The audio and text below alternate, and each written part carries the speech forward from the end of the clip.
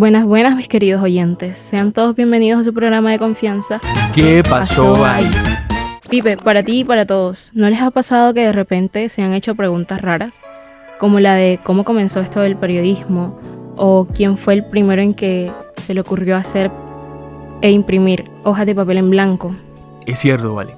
Ya que uno ve los periódicos, las noticias en la televisión y la radio, pero nadie se pregunta cómo fue que empezó todo y qué pasó ahí. Sí, o sea, cómo fue que se inventó todo esto, cuál fue el punto clave, porque ponte a pensar cómo ha evolucionado y entonces qué pasó ahí.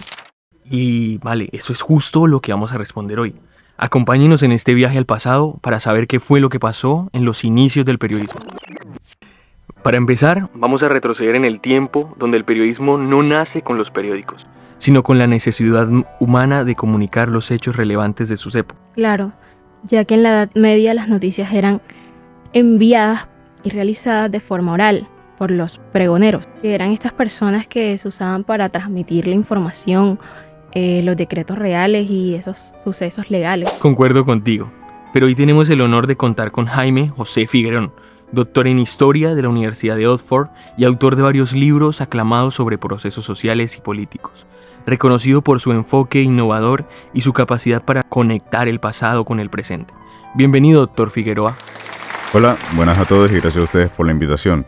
Para iniciar vamos a hablar de los primeros pasos del periodismo.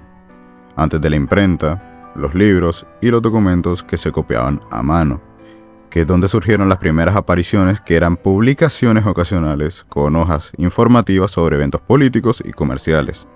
Sin embargo, en el siglo XVII comenzaron a consolidarse a los primeros periódicos impresos, los cuales son conocidos como gacetas.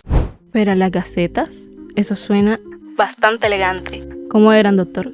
Eran publicaciones semanales con noticias sobre política, comercio y eventos. Un ejemplo es la Gaceta de Francia, fundada en 1631 por Renaudot. Pero aquí hay algo importante, que estas publicaciones eran controladas por los gobiernos, por lo cual solo difundían esa información oficial. Es decir, que no eran del todo imparciales. Es correcto, en muchos casos más que informar, servían como instrumentos de propaganda. Pero en algún punto la prensa comenzó a ser más independiente, ¿cierto? Sí, y esto dio en gran parte gracias a las revoluciones políticas. Durante la independencia de Estados Unidos, los periódicos como Common Sense de Thomas Paine ayudaron a movilizar a las poblaciones contra el dominio británico.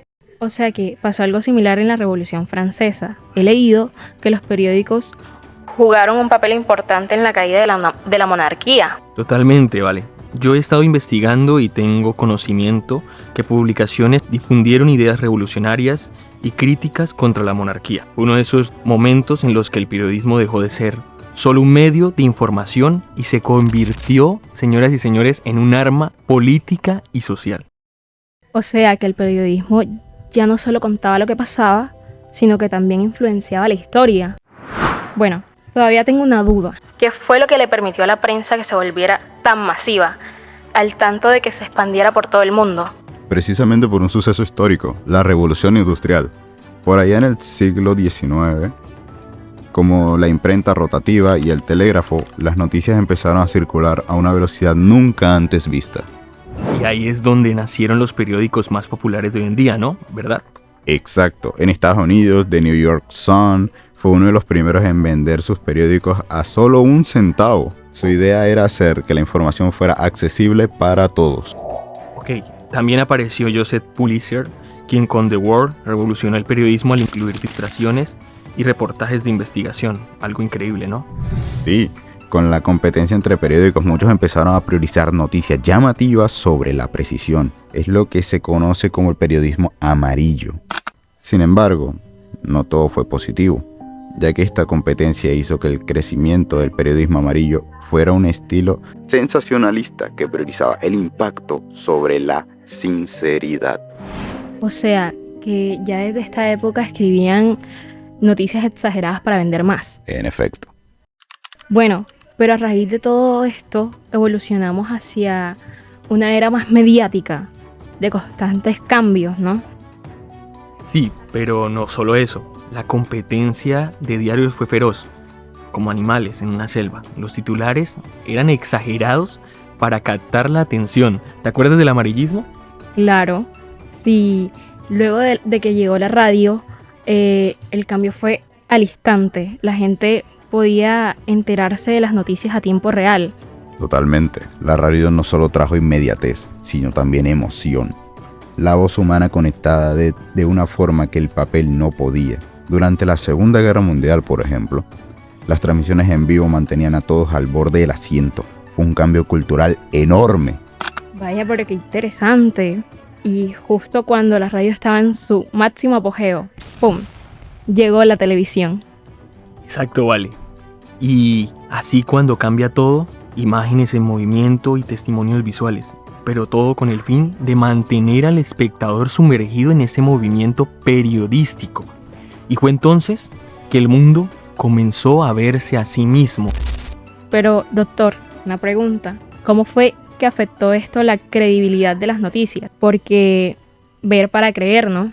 Claro, la televisión trajo esa sensación de estar ahí.